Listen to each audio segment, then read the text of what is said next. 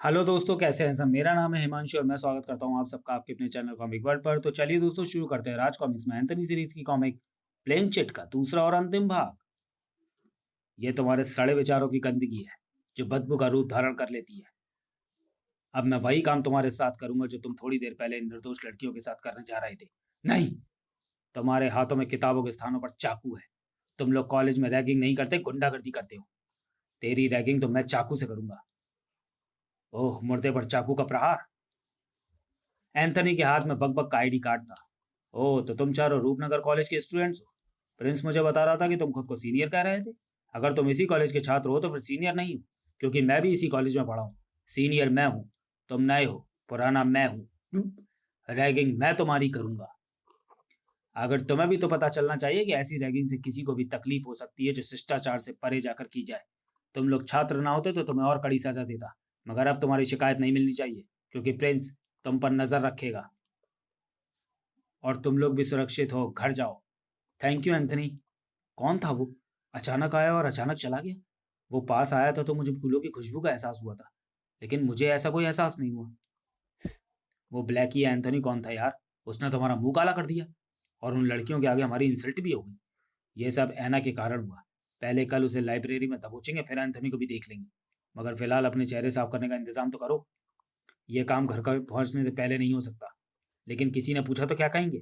कह देंगे कि एक नाटक में पार्ट लिया था। ठीक है, कल मिलते हैं। मुझसे तो तुम्हें आज ही मिलना होगा। कौन? पहचान सकते हो तो पहचान लो। तो तुम? डीसीपी इतिहास उस लाश को देखकर चीख पड़ा। ये ऐसी लाश तो हीरो ग्रुप के लिए ये एक शौक था।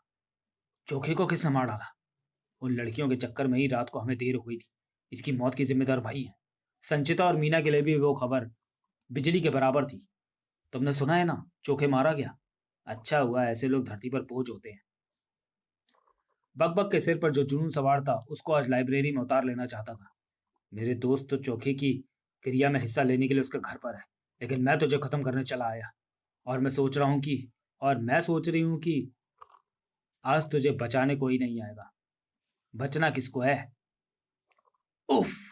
लाइब्रेरी में मिली बकबक की लाश ने पूरे कॉलेज में सनसनी फैला दी। चोखे की हत्या के बाद उसके दूसरे साथी बकबक की हत्या भी उसी ढंग से। इन्हें कौन मार रहा है ना? वक्त, इसका समय आ चुका था। आज एंथनी की कब्र के पास मौजूद था डीसीपी इतिहास। ये दोनों हत्याएं ठीक वैसे ही हुई हैं जैसे डायना ने इन्हें अपना शिकार बना लिया हो। लेकिन उसे तो हमने मार डाला था। प्रिंस तुझे उन पर नजर रखने को कहा था। काव! आह! तू किंग के पास चला गया था और इसलिए ये घटनाएं हो गई। हत्यारा नहीं, हत्यारा कहीं उन तीन लड़कियों में से तो कोई एक नहीं। मैं जल्दी हत्यारे को तुम्हारे पास ले आऊंगा। आज रात मौत चिंगम के घर पर दस्तक दे रही थी। ठक ठक। ठहरो, खोलता हूँ। तो तुम? अरे, अंदर कहाँ जा रही हो? तुम यहाँ क्यों आई हो? यह बताने कि तुम्हारे दो दोस्त किसके हाथों मारे गए। क्या? ओह, क्या तुम जानती हो? हाँ, सिर्फ मैं ही जानती हूँ। ओह, इसका मतलब तुम ही खूनी हो। सराट! तुमने ठीक पहचाना। नहीं! इस बार प्रिंस समय पर पहुंचा था। काम! उफ! मैं सोच भी नहीं सकता था कि वो हत्यारी तुम होगी। तुम में इतना दुस्साहस आया कहाँ से? और बहुत खूब तरीका चुना तुमने हत्या करने का, ताकि किसी का शक तुम पर ना जाए। ताक! अखबारों में डायन की चर्चा हुई थी। पुलिस अभी भी यही समझ रही है कि हत्याएं डायन कर रही है, मगर अब तुम्हारी पोल खुल चुकी है। कॉलेज में हर तरीके के स्टूडेंट्स होते हैं, कुछ शरारती तो कुछ ज्यादा शरारती। इसका अर्थ ये तो नहीं कि उन्हें उनकी शैतानियों की सजा मौत के रूप में दे दी जाए। मौत केवल गंभीर अपराधों की सजा हो सकती है। अब तुम्हें सजा कानून देगा। सहसा ऐना का स्वर और चेहरे के भाव दोनों बदल गए। आह! तुझे या तेरे कानून को सजा देनी है तो तू कसूरवार को दे। निर्दोष को सजा क्यों दे रहे हो? तुम्हारी आवाज को क्या हुआ? ये स्वर तो हा हा हा, तू ठीक पहचान रहा है एंथनी। यह स्वर मेरा है, डायना का। पिछली रात ऐना के हाथों जो कत्ल हुए वो मैंने करवाए हैं, क्योंकि अपना शरीर वापस पाने के लिए मुझे खून चाहिए। तूने ठंडी आग में जिसको जकड़ा है वो ऐना है। मुझे एक स्त्री शरीर की आवश्यकता थी। मैंने ऐना के शरीर पर उस वक्त कब्जा कर लिया था जब वो मेरे बंगले में अपनी सहेली का पर्स लेने आई। अब तड़प ऐना रही है। मुझे कुछ नहीं हो रहा है एंथनी। ओह, तूने इस भोली भाली निर्दोष लड़की को अपना शिकार बना रखा है। अब तुम कुछ भी नहीं कर पाओगे एंथनी, क्योंकि तुम मुझे मारोगे तो ये बेचारी निर्दोष मारी जाएगी, और जब तक मैं इसके शरीर में हूं तुम मेरा कुछ नहीं बिगाड़ सकते। मुझे ठंडी आग को वापस खींचना होगा। देखो, मैं तुम्हारी आंखों के सामने इसे मार दूंगी और इसका खून पी जाऊंगा, मगर तुम कुछ नहीं कर पाओगे। हा हा हा। मुझे बचाओ। क्या हम विवश हो गए हैं प्रिंस? क्या हम उसे मनमानी से नहीं रोक पाएंगे? ओह, ये तो डीसीपी इतिहास की जीप है। नहीं इतिहास, ऐसी भूल मत करना, गोली मत चलाना। वो डायन है जिसने ऐना के शरीर पर कब्जा किया हुआ है। मैं ऐना को नहीं रोक सकता तो क्या हुआ? चिंगम को यहाँ से दूर कर सकता हूँ। तूने उसे बचा लिया पर इतिहास को नहीं बचा पाएगा। इसी ने मुझे गोली मारी थी। उफ, ये इतिहास को मार डालेगी। एंथनी ने प्रिंस की ओर देखा। कहाँ?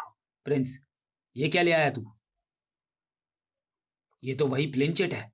ओह, इसे पहले तू ही डायना के गले से खींचकर ले गया था।